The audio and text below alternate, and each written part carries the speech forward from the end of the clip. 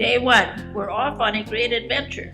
We left Owatonna just past high noon and are on our way to Mark Twain's hometown of Hannibal, Missouri. Life is about baby steps. You have to crawl before you can run and hop before you can leap. Today I feel like I took quite a few baby steps. The first one is the fact that I got on into the bus in the beginning. This morning I was starting to regret signing up for this trip. I'm a homebody and I love being around my parents. As I hugged my father goodbye in the parking lot and watched him drive away, I felt the tears welling up in my eyes and quickly blinked them away. Anyway, needless to say, I'm pretty proud I was able to get into that van. Day 2, we left Hannibal bright and early and rode to the National Civil Rights Museum in Memphis. We toured the museum and met with a close friend of Dr. King, Reverend Billy Kiles.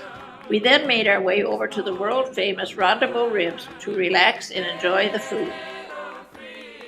The exhibits at the National Civil Rights Museum were fantastic, and as Reverend Kyle said, the museum curators managed to take something so bad, so tragic, and make it into something good. When we walked through the museum, my mind was boggled. So much happened in such a little time, but it happened, and I actually wish I could have been in the time and helped.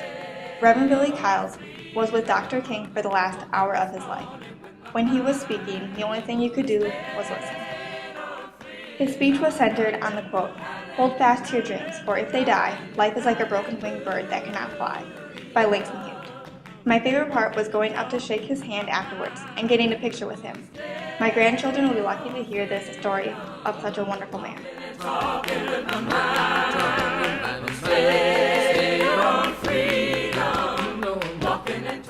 Day 3, in Little Rock, we visited the historic Central High School. It was here in 1957 when the Little Rock Nine encountered angry mobs as they tried to integrate Central High.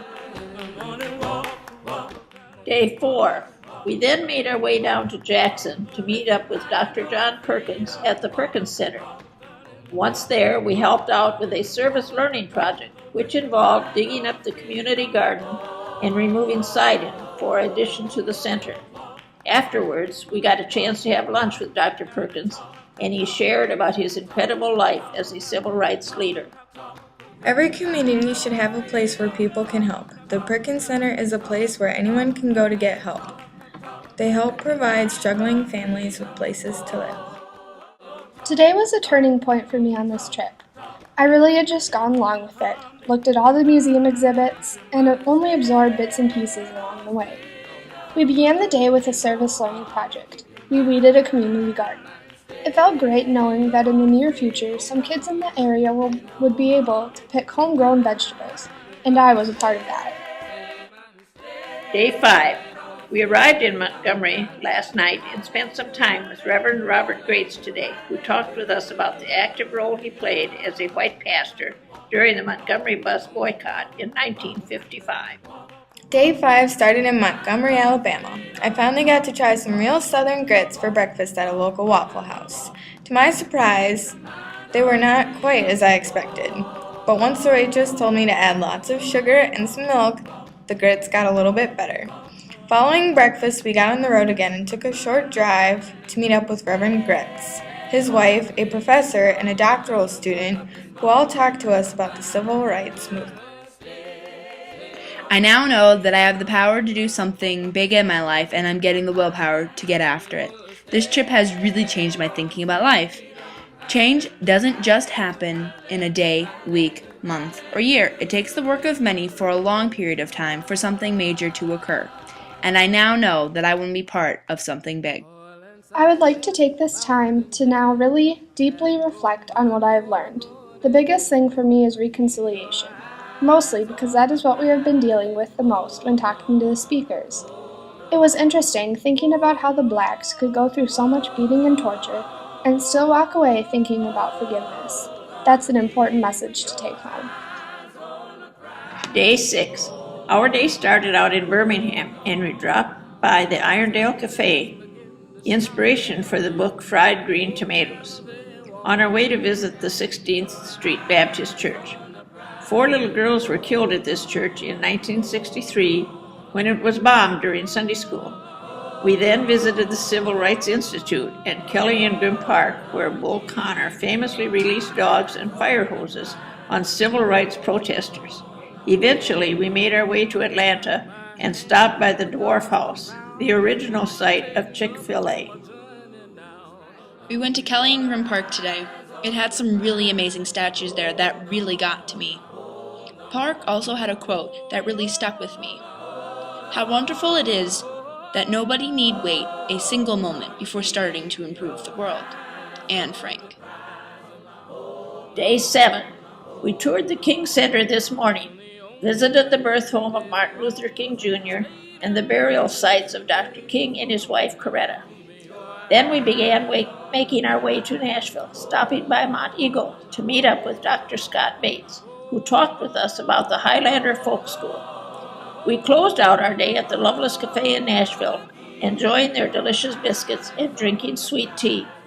As we toured Dr. King's childhood home, what many of us found interesting was that he grew up in a home that sits across the street from many upper middle class homes, as well as working class ones. Our tour guide pointed out how important that was, that he had friends from both types of homes, and explained how this shaped his worldview early on. After that, we went to visit the original site of the Highlander Folk School. I wasn't really sure what it was when we first arrived, but soon got a ton of crazy information from Dr. Scott Bates. The folk school wasn't really a school, it was more of a retreat for the leaders of the civil rights movement. The Ku Klux Klan actually twisted that information around and called it a training school for communists. People bought their propaganda and burned it down. Day 8. We spent today in Nashville, visiting the Cash Cabin and exploring historic downtown. Today started off really good. We got into the car after sleeping in for a decent amount of time and headed to the Cash Cabin to meet with John Carter Cash and John Francis. Once we passed through the giant gates of the household, we got to meet the two Johns in person and stepped inside the famous Cash Cabin. Carter told us about the history of the Cash Cabin and about the music recording industry. After we went through all of the history involved, John Francis sang us a song. His voice and guitar playing was so amazing. This trip has meant a lot to me, but I guess if there were a main theme, it would have to be community. All throughout the civil rights movement, whenever anyone did something, it affected everyone around them. And to me, that is still just as true today as it was back then.